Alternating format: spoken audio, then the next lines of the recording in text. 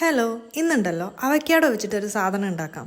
സ്മൂത്തിയോ ഷേക്കോ എന്നാ വേണേലും ഇതിനെ വിളിക്കാം. ആബേലിന് കുറുക്കുണ്ടാക്കാൻ വാങ്ങുന്നത് ഇതൊക്കെ, പക്ഷെ വാങ്ങുമ്പോൾ ഒരു വാങ്ങലിങ്ങ് വാങ്ങിക്കൊണ്ട് വരും. ഇവിടെ ഇരുന്ന് അഴുക്കായി പോകുന്നതിലും നല്ലതായിട്ട് നമുക്കും എന്തെങ്കിലുമൊക്കെ ആക്കി കഴിക്കാമല്ലോ. നമ്മുടെ ദേഹത്ത് ഇച്ചിരി പ്രോട്ടീനൊക്കെ ചെന്നോട്ടെ.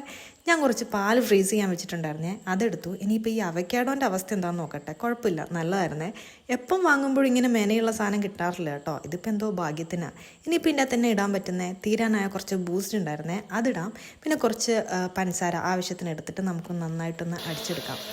എല്ലാം കഴിഞ്ഞ് കഴിയുമ്പോഴത്തേക്ക് ഈ ഒരു കൺസിസ്റ്റൻസിയിൽ കിട്ടുവേ. പിന്നെ ഇതിൻ്റെ മേളിൽ തന്നെ ഇപ്പോൾ ഇടാൻ പറ്റുന്ന ഹബേലിൻ്റെ തന്നെ കുറച്ച് ബദാം ഇരിപ്പുണ്ടായിരുന്നേ, അതിടാം. ഞാൻ നോക്കുമ്പോൾ നട്ട്സൊന്നും ഇരിപ്പില്ല. ഈ പയ്യോളി മിച്ചറിൻ്റെ അകത്ത് ഒരുപാട് കടലയുണ്ടല്ലോ, അപ്പോൾ അതിൻ്റെ തൊലിയൊക്കെ ഒന്ന് പൊളിച്ച് കഴിഞ്ഞപ്പോഴത്തേക്ക് കുറച്ച് കിട്ടിയിട്ടുണ്ട്. എല്ലാം കൂടി ഇട്ടപ്പോൾ ഫൈനൽ ലുക്ക് ഇങ്ങനെ കിട്ടും.